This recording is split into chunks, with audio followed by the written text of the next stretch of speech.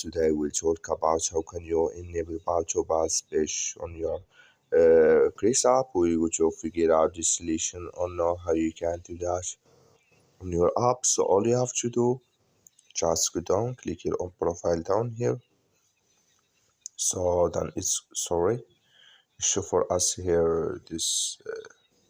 So I'm going to skip this ads here, close. Show for us. So then all you have to do here.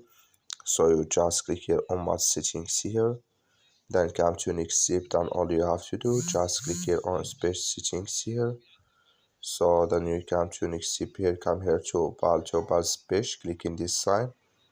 Then like you see this color show for us, that's mean bulb space enable with us now. Go above close, click on it. So when you click here on close, then it's going to save with you. That's all you have to do. Thank you for watching. Don't forget to support us by liking and subscribe.